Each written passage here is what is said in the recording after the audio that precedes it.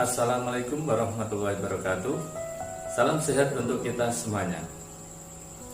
Perkenalkan, saya Anwar Hadi Santoso dari unit PKRS Promosi Kesehatan Rumah Sakit RSUD Dr. Lumonadi Kudus. Alhamdulillah, puji syukur kami panjatkan kehadirat Allah Subhanahu wa taala, Tuhan yang Maha Kuasa, atas segala limpahan rahmat, taufik dan hidayahnya, sehingga kita masih diberikan kesehatan, dan semoga kita semua senantiasa dilindungi dari segala penyakit dan mara bahaya. Bapak Ibu, saudara sekalian yang kami hormati, saat ini kita masih dihadapkan pada pandemi COVID-19, di mana pandemi COVID-19 ini masih terus berlanjut dan masih terus menginfeksi jutaan warga di dunia, termasuk di negara kita tercinta. Akibat dari pandemi COVID ini, kita dipaksa untuk melakukan aktivitas di rumah saja, baik dalam bekerja, sekolah, maupun aktivitas lainnya.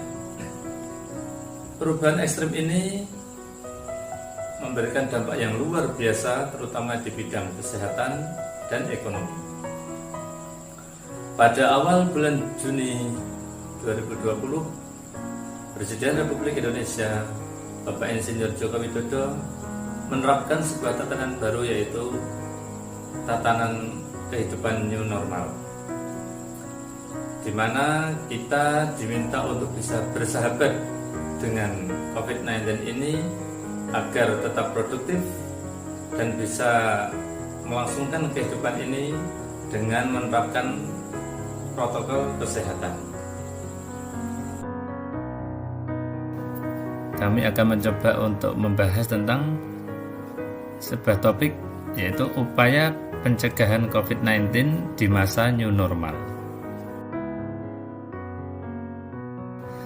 Coronavirus adalah virus RNA berukuran 120 sampai 160 nanometer.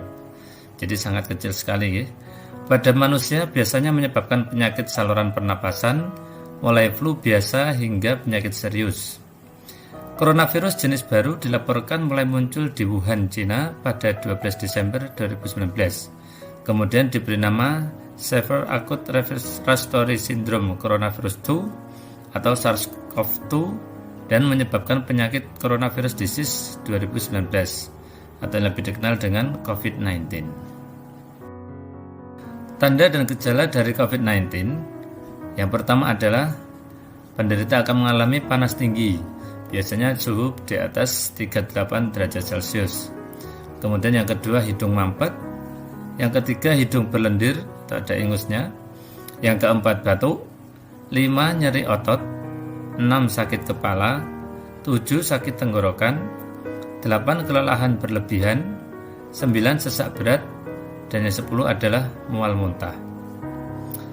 Apabila ada tanda-tanda ini, maka segera kita lapor kepada petugas kesehatan.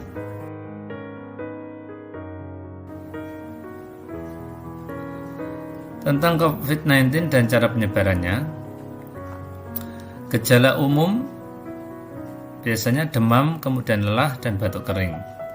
Seringkali disertai badan terasa sakit atau pegal, hidung tersumbat, pilek, sakit tenggorokan, dan atau diare. Sebagian bisa sesak nafas, pneumonia, dan ARDS atau Acute Respiratory Distress Syndrome. 80% pasien rata-rata mengalami sakit sedang. Munculnya gejala bertahap, tetapi ada juga yang tidak bergejala dan tidak merasa sakit. Ada yang lebih dikenal dengan OTG atau orang tanpa gejala. Dan 20%-nya ini yang mengalami sakit berat, yang membutuhkan ventilator, membutuhkan bantuan oksigen, sampai ventilator, bahkan sebagian bisa meninggal. Dan ini lebih beresiko lagi terhadap usia lanjut ataupun pasien-pasien yang punya komorbid atau penyakit penyerta seperti asma, PPOK, hipertensi, DM, imunkompromis, post kemoterapi, HIV, LA, dan lain-lain. Tentang penularan COVID-19, Hewan penular COVID-19 sampai saat ini belum teridentifikasi. Namun, untuk kasus SARS dan MERS sudah teridentifikasi. Asalnya zoonosis, bermutasi jadi manusia ke manusia. COVID-19 dianggap serupa dengan MERS dan SARS. Berdasarkan MERS dan SARS, penularan manusia ke manusia itu melalui yang pertama droplet saluran napas berupa batuk, bersin ataupun bicara, terutama di jarak kurang dari 1 sampai 1,5 meter. Yang kedua, kontak dengan benda atau permukaan yang terkontaminasi lalu menyentuh mulut, hidung atau mata. Bagaimana penularan hewan ke manusia sampai saat ini belum diketahui. Masih banyak dilakukan penelitian.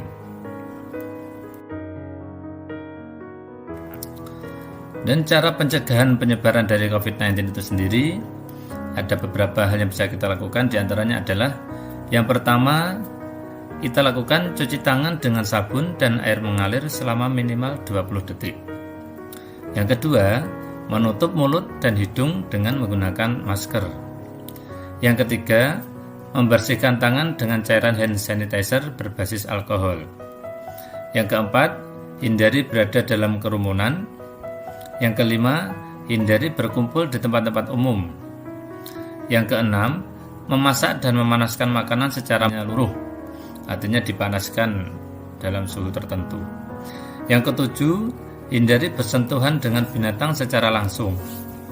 8. Hindari memegang dan berbagi barang. Dan yang ke-9 adalah hindari bersentuhan dengan orang lain.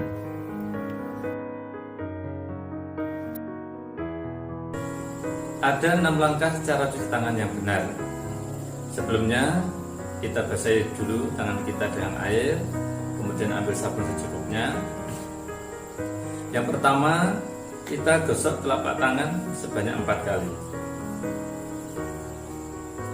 Yang kedua, gosok punggung tangan hingga sela-sela jari tangan kiri sebanyak 4 kali.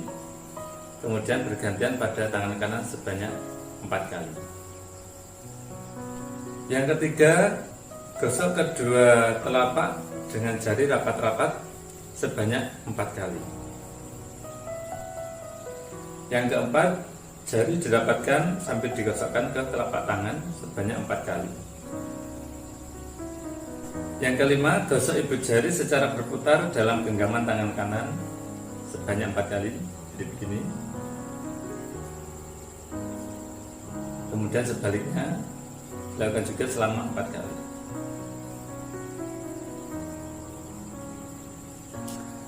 Dan yang keenam, gosokkan kuku jari kanan memutar ke telapak tangan kiri sebanyak 4 kali. Kemudian sebaliknya, gosokkan ke telapak tangan kanan sebanyak 4 kali. Setelah 6 langkah selesai, kemudian kita basuh dengan air. Kemudian kita keringkan dengan handuk, tisu atau pengering udara. Kemudian kita tutup keran dengan handuk atau tisu, tangan bersih. Upaya pencegahan COVID-19 bisa kita lakukan di berbagai tempat. Di antaranya adalah di tempat kerja. Yang pertama, kita menjaga area fasilitas kerja tetap bersih dan higienis dengan desinfektan, seperti membersihkan permukaan meja, membersihkan ganggang telepon, membersihkan keyboard, dan membersihkan komputer. Yang kedua, memudayakan perilaku hidup bersih dan sehat, seperti melakukan cuci tangan menggunakan sabun dan air mengalir, melepas perhiasan saat cuci tangan dengan hand scrub, terapkan etika batuk, yaitu jika batuk atau bersin, kita tutup hidung, mulut, pakai lengan atas bagian dalam atau pakai tisu. Yang keempat, gunakan masker jika batuk atau flu. 5. Kita minum setidaknya 8 gelas dalam sehari.